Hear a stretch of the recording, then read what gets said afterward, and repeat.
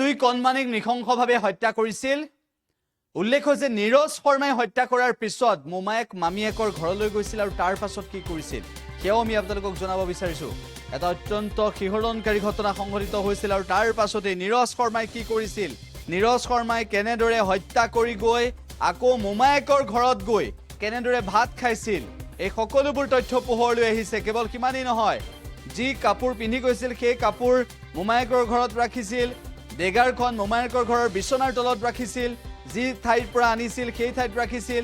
তাৰ পিছত কেনেদৰে মোমায়েকৰ ঘৰত গৈ আকৌ ভাত খাইছিল, মোমায়েকৰ বাইক লৈ কেনেদৰে হত্যা কৰিবলৈ গৈছিল, সিমানেই নহয় এই ঘটনাৰ সমান্তৰালভাৱে কেনেদৰে সেই পিতৃৰ সৈতে কণমানিক বিচাৰি গৈছিল সেই সকলোবোৰ তথ্য পোহৰলৈ আহিছে। মোমায়েক মামীয়েকে বিস্ফোৰক ভাষ্য প্ৰদান কৰিছে এই মুহূৰ্তত, সেয়া আমি শুনাব বিচাৰিছো। মানে সি ক'ত ৰাখিছে আমি একোৱে নাপাওঁ। মানে ছাৰহঁতে আহি নিজে মানে বিচনাকেইটা কৰি ছাৰহঁতে নিজে ওলাইছে, যেতিয়া ওলাইছে আমি আচৰিত ভাবি পাইছোঁ। কি অস্ত্ৰ ব্যৱহাৰ কৰিছিল? কিবা আমাৰ নাম মানে নেপালীত কিবা খুকুৰি বুলি কয়, খুকুৰি আছিলে। ক'ত ৰাখিলে আমি একোৱে গম নাপাওঁ। ছাৰহঁতে তেজবিলাক ক'ত ধুই আহিছিলে বোলে? আহোঁতে তাক আপোনালোকে কি অৱস্থাত দেখিছিল? নৰ্মেলত দেখিছোঁ। আৰু মই আৰু মা মানে ইয়াৰ ভিতৰত মানে ঘৰটো মানে চাফা কৰি আছিলোঁ, কাম কৰি আছিলোঁ।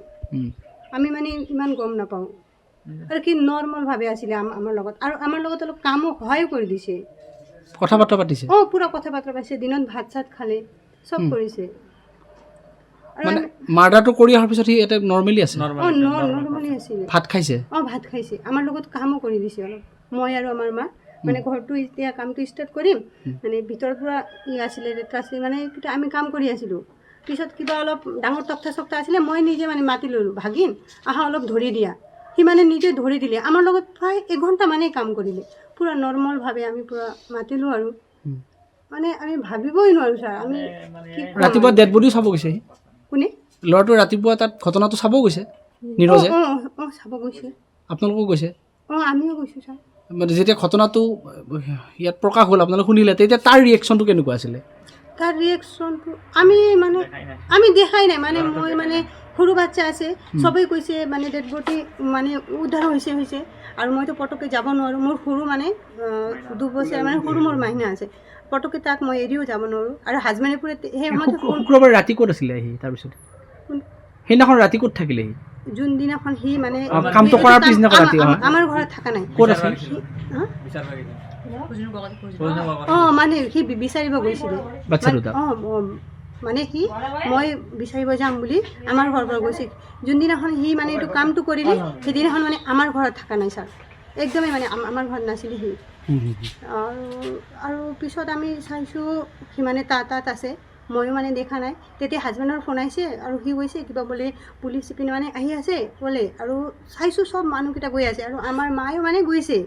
পিছত মই ভাবিছোঁ মই যাব মানে ইচ্ছা হ'ল আৰু সৰু মোৰ মাইনা আছে, পটককৈ মই এৰিও যাব নোৱাৰোঁ। মই কি কৰিলোঁ মানে মাইনাটো আমাৰ এই বেলেগ ঘৰত এই তাত মানে দি কিনে মই গুচি গ'লোঁ।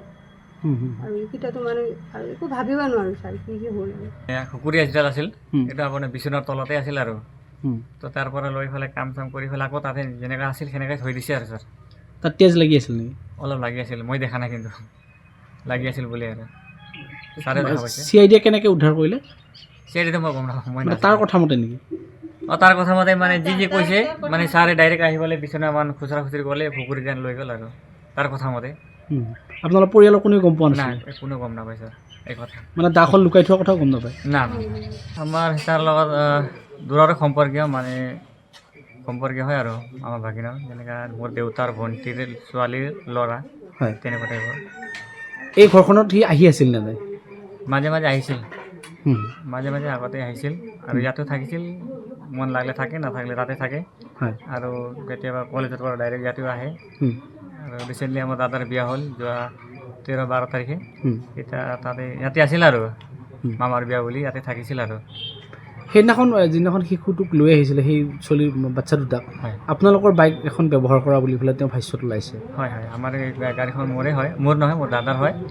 একচুৱেলি গাড়ীখন ইয়াতে আছিল বাৰাণ্ডাতে, তাৰপিছত এই কলেজৰ কাম কিবা এডমিট ল'বলৈ যাম বুলি কৈছিলে আৰু তাৰপিছত লগতে মোৰ চাবিখন বাহিৰতে থাকে ন, আৰু এইটো বাইকটো মানে যোনেও ইউজ কৰে তো সি ডাইৰেক্ট লৈ গ'ল আৰু লৈ গ'লে এইগতে কাণ্ডটো কৰিছে আৰু এই ঘটনাটো সি কৰা বুলি আপোনালোকে অনুমান কৰে নে নকৰে বা কেনেকে কৰিলে কিবা অনুমান আছে নে নাই? 0% ছাৰ, একো অনুমান নাই ছাৰ। একদম মানে বিশ্বাসে কৰিব নোৱাৰি যে সি ল'ৰাটোৱে মানে মাৰিছে আৰু। পঢ়া শুনাত কেনেকুৱা আছিলে? পঢ়া শুনাত সি ভালেই আছিল ছাৰ, মেট্ৰিকতে ভাল নম্বৰে পাছ কৰিছে, হয়। হাই ছেকেণ্ডেৰী ঠিক ঠাকে কৰিছে।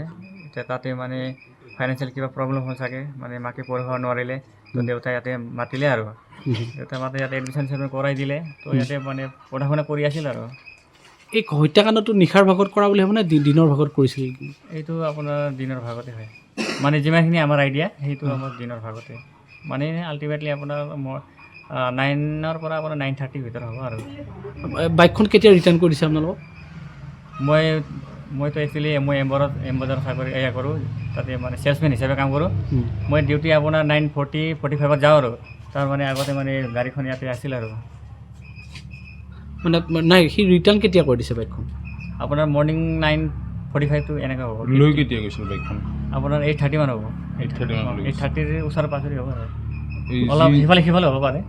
তাৰ ভায়েক কেইজনক লৈ আপোনালোকৰ ঘৰত আহিছিল না অহা নাই ছাৰ, নাই এইটো বাহিৰা মানে কাম।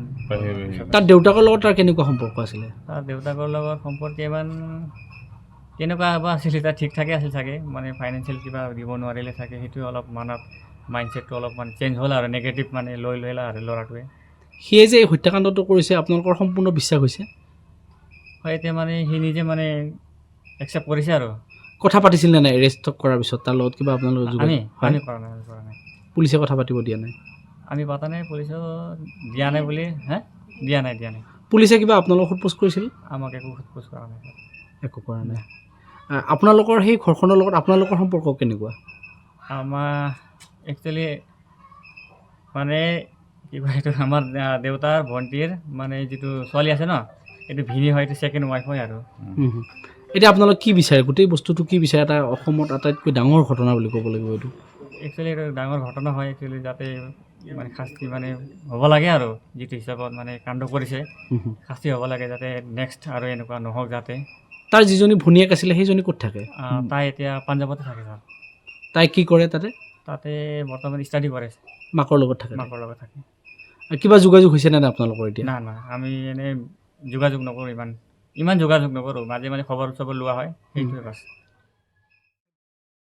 যিকোনো খবৰৰ বাবে যোগাযোগ কৰক 7099017330